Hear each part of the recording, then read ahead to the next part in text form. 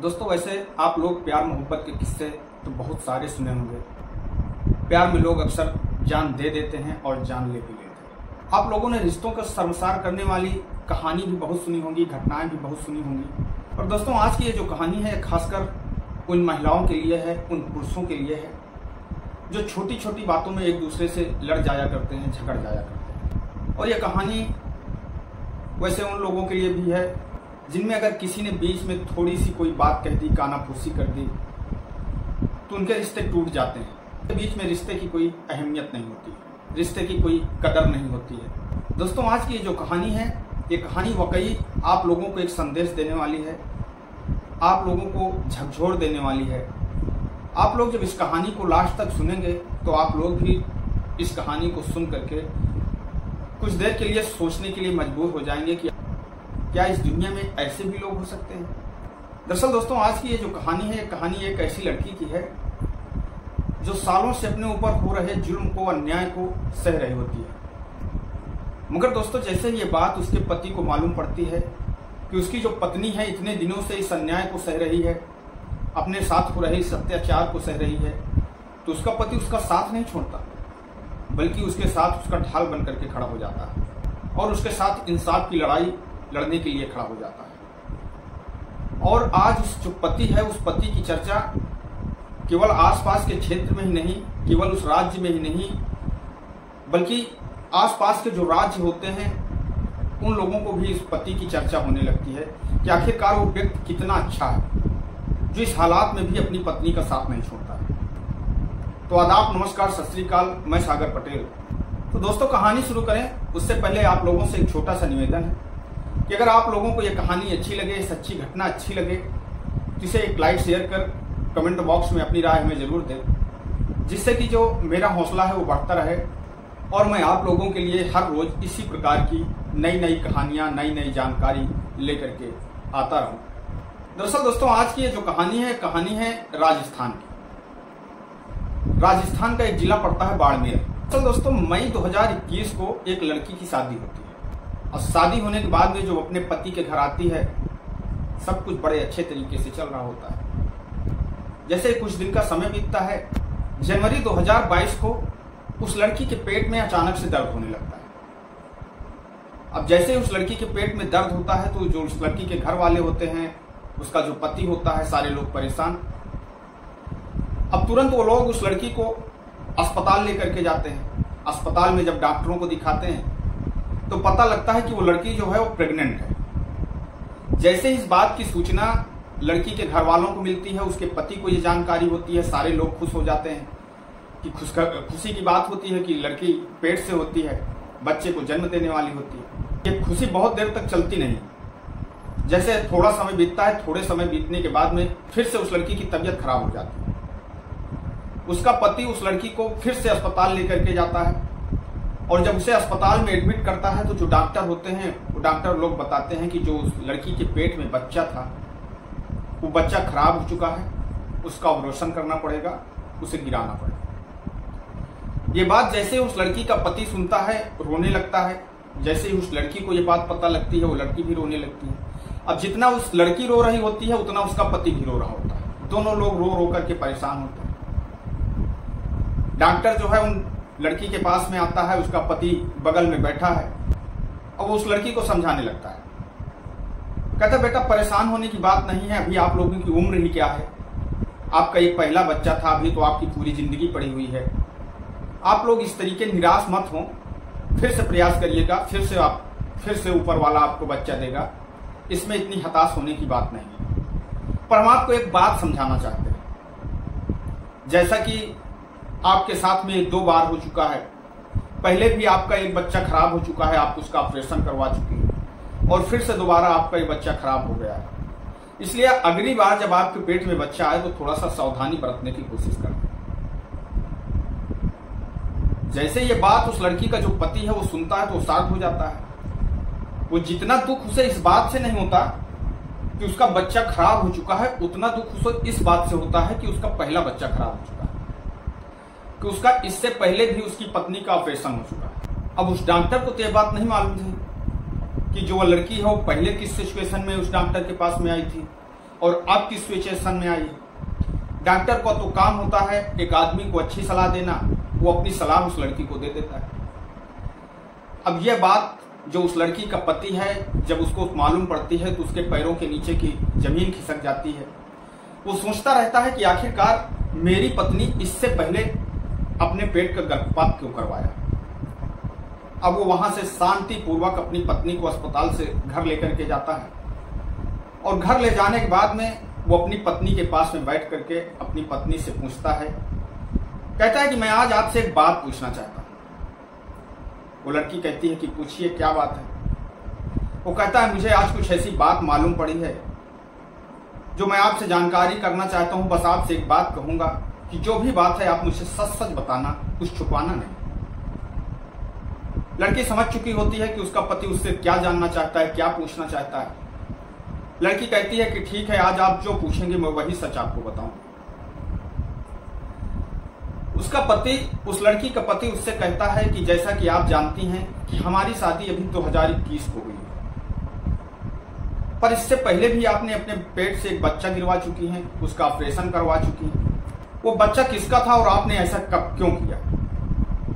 तब वो जो लड़की है, वो लड़की जो हकीकत अपने पति को बताती है, उसे सुन करके दोस्तों उस पति की आंखें की फटी का फटी रह जाती हैं।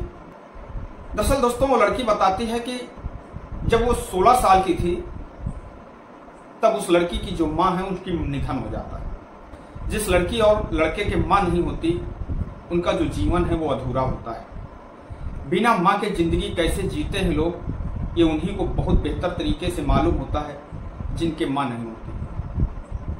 अब जैसे ही उस लड़की की जो माँ है वो माँ खत्म हो जाती है, पिता तो होते हैं पर पिता सीधे साधे, उन्हें अपने काम से काम, उन्हें अपने बस काम से मतलब रहता है।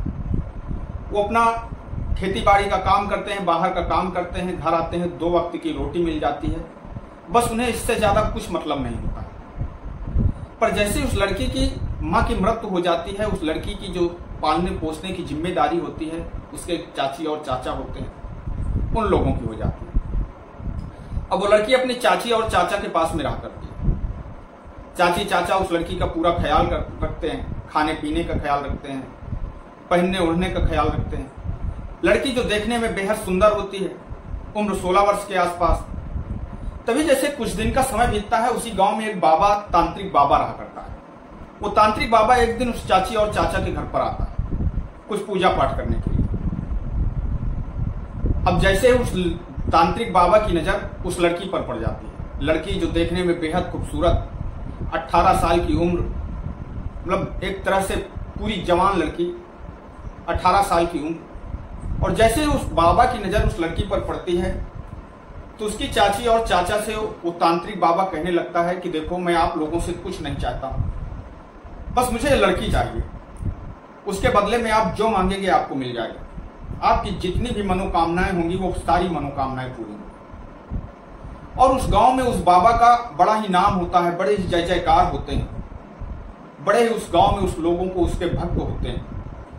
वो बाबा जो अपनी जेब में मिश्री के छोटे छोटे टुकड़े रखा करता है और जो भक्त उसको मिल जाता है उसी भक्त को टुकड़े खाने के लिए देता और कहता है कि तुम्हारी सारी मनोकामनाएं पूरी हो जाएगी। उस लड़की के चाचा और चाची भी उस बाबा के बहुत बड़े भक्त होते हैं।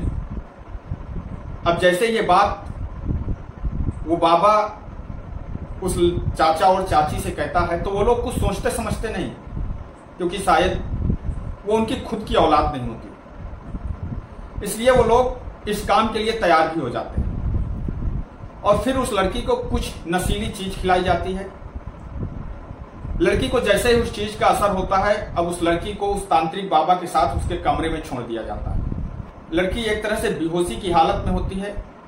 अब तांत्रिक बाबा उस लड़की को अपने कमरे में ले जाकर के उसके सारे कपड़ों को उतार देता है, उसको पूरी तरह से निवस्त्र कर देता है और फिर पूरी रात उस लड़की के साथ अपनी हवस को पूरा करता है।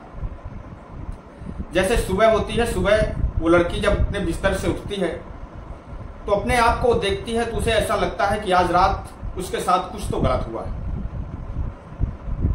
क्योंकि उसे एक अजीब सा फील होता है, उसके शरीर में दर्द होता है, उसे थकावट महसूस होती है। पर यह बात वो कहे तो कहे किससे, क्योंकि उसके घर में उसकी माँ तो है नहीं, पिता को इन सारी चीजों से कोई मतलब नहीं होता। चाची चाचा जो खुद उस लड़की को उस भेड़िए के पास में भेज देते हैं। अब ये एक दिन का नहीं बल्कि हर रोज का आता है। जब उस तांत्रिक बाबा की इच्छा होती है तब वो उस लड़की के घर पर आता है और उस लड़की के साथ अपनी हवस को पूरा करता है। शुरू में तो नशीली चीजें खिला करके वो उस लड़की के साथ में संबंध बनाता है, पर जैसे ही कुछ दिन का समय बीत जाता है अब वो उस लड़की के साथ में जबरदस्ती करता है और वो लड़की उस बाबा का विरोध भी नहीं कर पाती। उसके दो कारण होते हैं। पहली चीज तो यह कि उस लड़की का जो है वो वीडियो बना लिया जाता है और उसे धमकी दी जाती है कि अगर तुमने इस चीज की यह बात किसी से बताई तो फिर आपका ये जो वीडियो है ये वीडियो सोशल मीडिया पर अपलोड कर देंगे और जब सारे लोग देखेंगे तो आपके ऊपर थू थू करेंगे। लड़की इस बात को जैसे ही सुनती है तो वो डर जाती है। और दूसरी बात यह होती है कि उस लड़की को यह भी धमकी दी जाती है कि जो तुम्हारे पिता हैं, अगर तुमने ये बात किसी से बताई तो तुम्हारे पिता की हत्या कर दी जाएगी।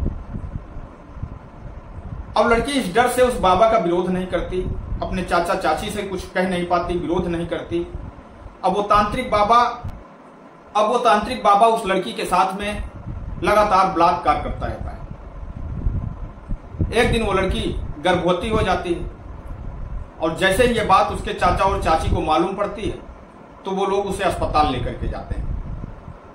अस्पताल में डॉक्टर से उस लड़की का जो है गर्भपात करवा दिया जाता है और उसके बाद में ये सिलसिला चलता रहता है।